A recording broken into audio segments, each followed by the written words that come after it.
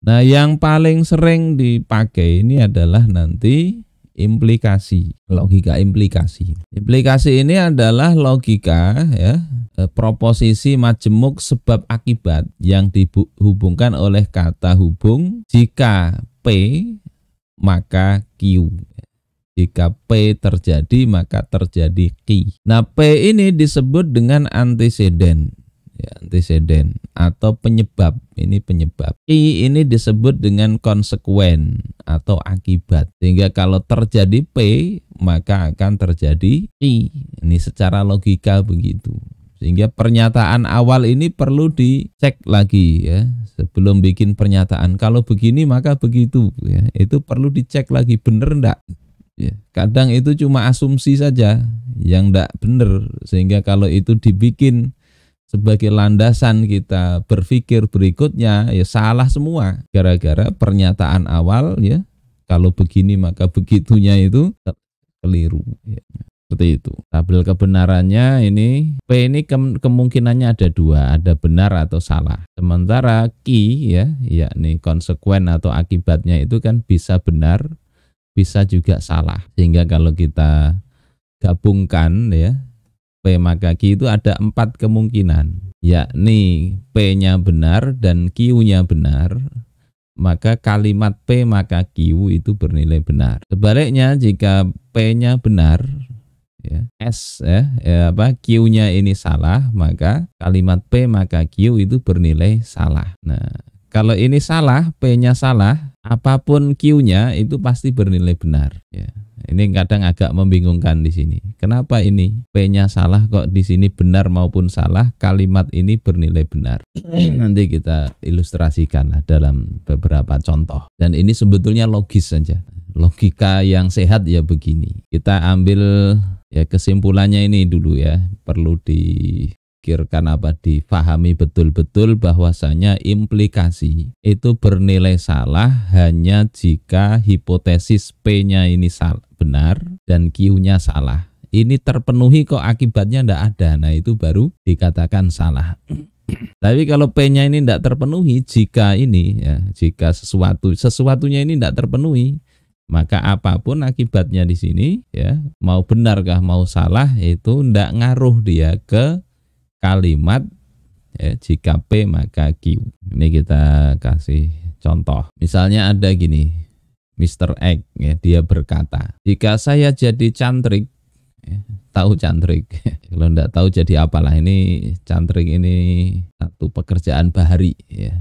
Jika saya jadi cantrik, maka saya jalankan program makan siang gratis. Ini kalimat Mr. X, misalnya begitu. Kemudian kenyataannya misalnya kita lihat ada beberapa kemungkinan, kita bisa nilai itu benar apa salah ya. Yang pertama, X-nya berhasil jadi cantrik, lalu dia menjalankan program makan siang gratis. Ini benar apa enggak? Sesuai enggak dengan kalimat ini? Jika saya jadi cantrik, maka saya jalankan program makan siang gratis. Ternyata jadi cantrik berhasil dan dia menjalankan program makan siang gratis. Maka kalimat ini setara, ini benar ini. Ya, benar. Kemudian yang kedua misalnya, ternyata Mr. X ini yang ngomong tadi, itu berhasil menjadi cantrik, lalu dia tidak menjalankan program makan siang gratis. Maka berarti yang kedua ini dia telah menyalahi dari apa yang dia ucapkan tadi. Dia berhasil kok. Dia berhasil, maka mestinya dia jalankan program itu. Sehingga kalau dia berhasil ternyata tidak dijalankan, maka dia berarti telah mengingkari pernyataannya sendiri. Nah, begitu. Contoh yang ketiga, Mr. X berhasil jadi cantrik, lalu dia menjalankan program makan siang gratis selama 1 hari saja. Ini sesuai nggak dengan ungkapan ini tadi? Ya, sebetulnya enggak salah ya yang ketiga ini. Yang ketiga ini enggak salah. Karena apa? Yang penting dia ngomongnya berhasil dan jalankan program. Programnya enggak dirinci. Mau 1 hari kah? Mau 2 hari ya. Mau makannya makan singkong atau apa, kalau tidak dirinci berarti ungkapan itu juga tidak salah, ya kan sudah dijalankan. Ini nanti kadang orang melakukan hilah ini begini ya, seperti misalnya Nabi siapa itu Ayub ya, kalau sembuh dari sakitnya mau memukul istrinya ya. Berapa kali itu? Banyak, 100 kali atau berapa? Gara-gara ada kesalahan istrinya itu. Kemudian ya, setelah ternyata Allah sembuhkan, ya, muncul persoalan, ini sayang dengan istri, mau mukul gimana? Akhirnya dikasih jalan, kumpulkan aja kayak lidi ya. Lidinya 100, mukulkan sekali. Itu sudah 100 kali. Nah, kalau pinter-pinter hilah nanti bisa begini, program pemerintah atau program kampanye itu bisa diakalinya. Programnya tidak ada ketentuan setahun 2 tahun. Nah, sehingga rakyatnya juga harus pinter ya. Kalau ada seperti itu harus didetilkan. Ini gimana itu? Kalau enggak nanti diakali. Contoh keempat misalnya, Mr. X tidak berhasil menjadi cantrik. Lalu dia menjalankan program makan siang gratis. Salah enggak ini? Ya. Enggak berhasil dia. Kalimatnya tadi kan, kalau saya jadi cantrik, saya akan jalankan program makan siang gratis. Ternyata enggak berhasil jadi cantrik dan dia jalankan program makan siang gratis. Maka itu enggak salah. Ya. Enggak salah, yang dilakukan enggak salah. Ya, ini sesuai dengan ini, tabel ini. Yang dia katakan enggak terjadi. Ya, mau jadi cantrik, enggak jadi dia. Tapi yang dia ungkapkan ya, yang dia janjikan mau ngasih program makan siang gratis, dia jalankan. Ungkapan dia menjalankan itu tidak bertentangan dengan apa yang dia ucapkan ya. Jika saya jadi cantrik, maka saya akan jalankan program makan siang gratis. Itu tidak bertentangan dengan kalau tidak jadi cantrik ya, dia jalankan program itu. Boleh, masih boleh, tidak masalah. Ini kadang logika orang begitu ya. Kalau tidak jadi ya berarti tidak boleh. Nah, itu kesimpulan yang keliru. Nah, ini lihati tabelnya beginilah. Mau dia kesimpulan konsekuensinya apapun, kalau yang P-nya ini salah, maka kalimat P maka Q itu pasti bernilai betul. Kita lanjutkan yang kelima ya. Mr. X tidak berhasil menjadi cantrik, lalu dia tidak menjalankan program makan siang gratis. Ya, kalimat kelima ini juga tidak salah. Dia bilang kalau berhasil kok. Ya, kalau berhasil dia jalankan program makan siang gratis. Ternyata tidak berhasil. Ya, kalau tidak berhasil dia tidak jalankan, ya tidak ada yang salah. Tidak berhasil ternyata dia tetap jalankan program itu juga tidak salah. Yang salah itu kalau dia berhasil, yakni terjadi betul apa yang dia persyaratkan itu, ternyata akibat yang dia nyatakan dalam pernyataannya itu tidak dilaksanakan. Nah, itu yang salahnya di situ. Logis kan ya? Secara logika logis ya. Kesimpulan-kesimpulan ini logis. Cuma nanti dalam kenyataan nanti diskusi ya. Nanti banyak orang di bolak-balik itu jadi bingung sendiri mengambil kesimpulan dari pernyataan ini. Ini saya kasih soal, kalian jawab ya. Jika ada makanan di meja, maka Anda boleh makan. Kesimpulannya, jika tidak ada makanan di meja, maka Anda tidak boleh makan. Ini benar apa salah? Nah, kalian jawab dulu di benak kalian. Ya, pikirkan dulu. Ya. Ditulis gak? Tulis ya. Nanti dikerjakan. Ya. Lihat di tabelnya nanti. Jika ada makanan di meja, maka Anda boleh makan. Kesimpulannya, jika tidak ada makanan di meja, maka Anda tidak boleh makan. Ya, nanti jawabnya nanti ya. Saya kasih ini, saya belum ngetik ini ya. Saya diktekan aja lah. Kalimat. Jika onta masuk lubang jarum, ya, maka orang kafir masuk surga. Kalimat itu betul apa tidak? Ya, jika onta bisa masuk lubang jarum jahit ya, maka orang kafir bisa masuk surga. Itu yang kedua. Yang ketiga, jika onta bisa masuk lubang jarum, maka orang kafir tidak bisa masuk surga. Nah, coba dari 3 kalimat itu ya, 3 tambah 1 lagi ya. Jika 2 lebih dari 3, maka matahari itu dingin.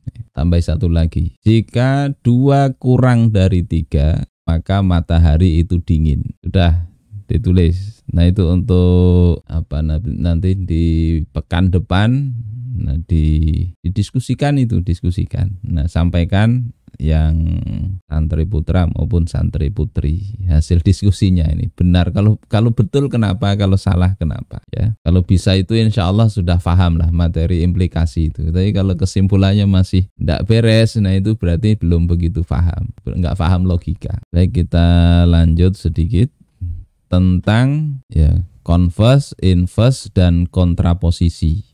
Jangan salah baca kontrasepsi. Nah, dari suatu implikasi itu dapat dibentuk menjadi 3 implikasi baru.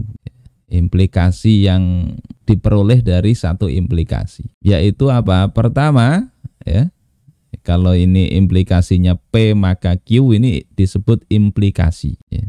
Implikasi ini bisa melahirkan yang namanya ya converse, yakni dibalik. P maka Q, maka balikannya adalah Q maka P. Ini converse. Nah, yang kedua ini inverse. Inverse itu adalah negasi P maka negasi Q. Ini disebut inverse. Terus kontraposisi ini adalah kebalikan dari converse. Apa negasi dari ini P maka Q ini dinegasikan, tapi dibalik ya. Negasi Q maka negasi P. Ini disebut kontraposisi. Jadi ini implikasi, converse, inverse, dan kontraposisi. Ini belum saya bikin contohnya. Contoh sederhananya begini. Misalnya kita punya halaman tidak ada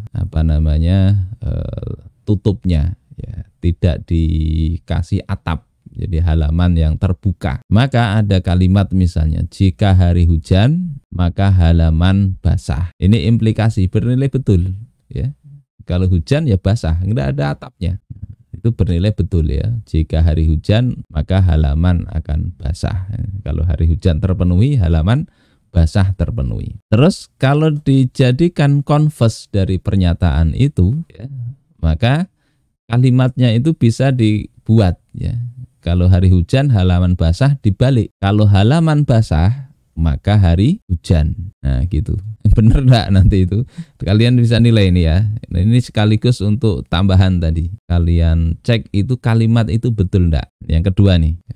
Jadi saya katakan kalau hari hujan maka halaman basah. Ini sudah saya nilai ini betul ya kalimatnya. Sekarang saya balik, converse-nya ini bernilai betul enggak? Kalau halaman basah maka hari hujan. Nah, converse-nya nanti kalian cek bener enggak ya, menurut logika kalian. Terus inverse ya, inverse. Kalau hari tidak hujan maka halaman tidak basah.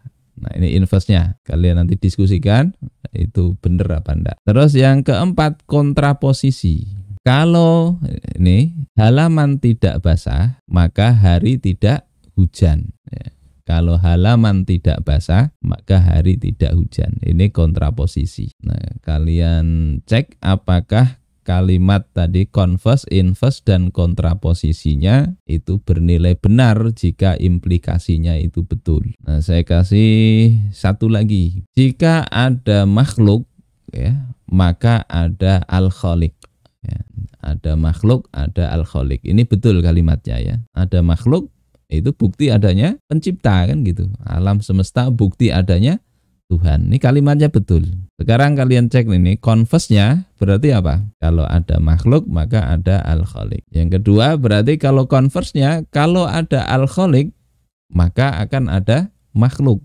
Cek betul apa enggak? Yang ketiga inverse-nya kalau tidak ada makhluk ya maka tidak ada al-khaliq. Ini inverse-nya. Terus yang berikutnya kontraposisi, yakni apa? Kalau tidak ada al-khaliq maka tidak akan ada makhluk. Nah, ini PR lagi. Logika ini harus mikir nih. Diskusikan nanti ya, diskusikan. Nah, saya kasih satu lagi tambahan.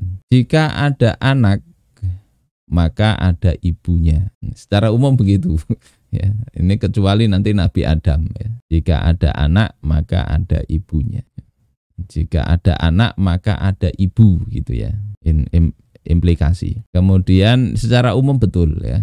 Yang enggak betul itu kan pengecualian. Coba dibalik converse-nya. Jika ada ibu maka ada anak. Cek betul enggak? Terus inverse-nya jika tidak ada anak maka tidak ada ibu.